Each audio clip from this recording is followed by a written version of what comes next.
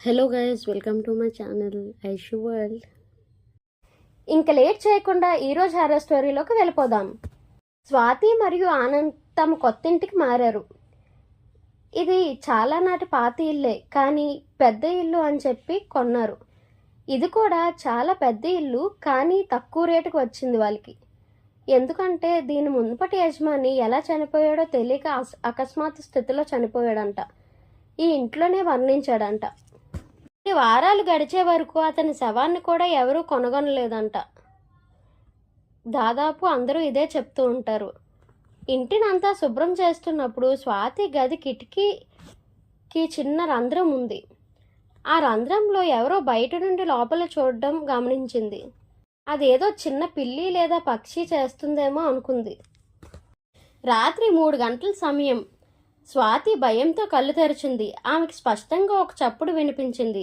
స్క్రచ్ స్క్రచ్ అని ఎవరో ఆ కాగితాన్ని రంధ్రం నుండి తీస్తున్నట్లు శబ్దం వచ్చింది. ఆమె భయంతో కళ్ళు మూసుకుంది.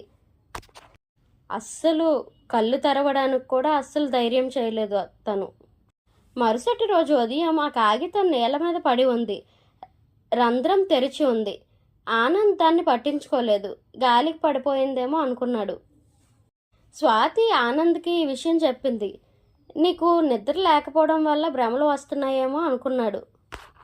అలాగే స్వాతికి కూడా సర్ది చెప్పాడు. రాత్రి స్వాతి మళ్ళీ ఆ రంధ్రాన్ని బటన్తో బిగించింది.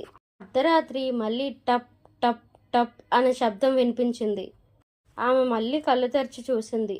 ఆ శబ్దం అది లోపల నుండి వస్తుంది. ఎవరో ఆ బటన్ని మెల్లగా తట్టడంలా అనిపించింది. ఆ సౌండ్ దాన్ని బయటకు తీసేయడానికి ప్రయత్నిస్తుంది. ఇంక స్వాతి భయంతో గట్టిగా అరిచింది. ఆనంద్ కూడా లేచాడు. లైట్ వెలిగించాడు. లైట్ వెలగ్గానే ఆ శబ్దం ఆగిపోయింది. రంధ్రమేమో మూసే ఉంది. బటన్ అదే జాగాలో ఉంది. నువ్వు ఎక్కువ స్ట్రెస్ అవుతున్నావు స్వాతి, రేపు డాక్టర్కి చూపిద్దాం అన్నాడు ఆనంద్. మరుసటి రోజు ఆనంద్ ఆఫీస్కి వెళ్ళాక స్వాతి ధైర్యం చేసి ఆ రంధ్రం దగ్గరికి వెళ్ళింది. ఏదో ఆలోచనలో ఆమె తన కన్నుని రంధ్రానికి అద్దుకునేలా పెట్టింది. బయటకు చూడడానికి ప్రయత్నించింది. ఆ రంధ్రం నుండి బయట ఎవరూ లేరు, కానీ ఆమెకి ఎవరో ఏదో కనిపించినట్లు అనిపించింది. ఆ రంధ్రంలోకి దీర్ఘంగా ఇంట్రెస్టింగ్గా చూస్తున్నప్పుడు ఆ రంధ్రం లోపల వైపు నుంచి కేవలం 1/2 ఇంచు దూరంలో మరొక కన్ను ఉన్నట్లు అనిపించింది. ఆ కన్ను చాలా ఎర్రగా ఉంది. నీరు అస్సలు ఆగట్లేదు, కారుస్తూనే ఉంది. ఆమె స్వాతి వైపే చూస్తున్నట్లుంది. స్వాతి ఒక్కసారికి ఉలిక్కిపడి వెనక్కి దూకి అరిచింది. ఆ రాత్రి ఆనంద్ ఇంటికి వచ్చాక స్వాతి ఎక్కడా కనిపించలేదు.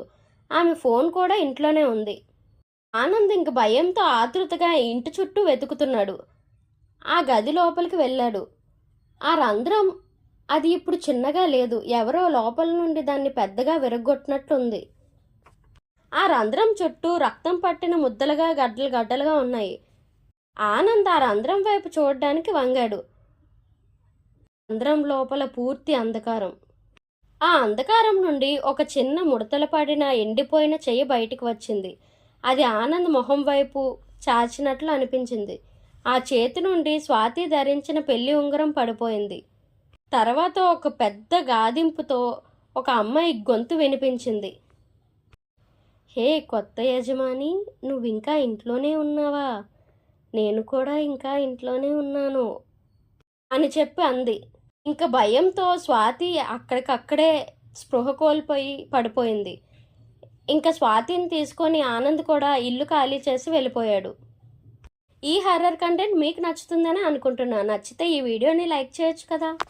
లైక్ చేసి భయం వేసిన ఇంట్రెస్టింగ్ హర్రర్ స్టోరీస్ వినే వాళ్ళకి ఈ వీడియోని షేర్ చేయండి.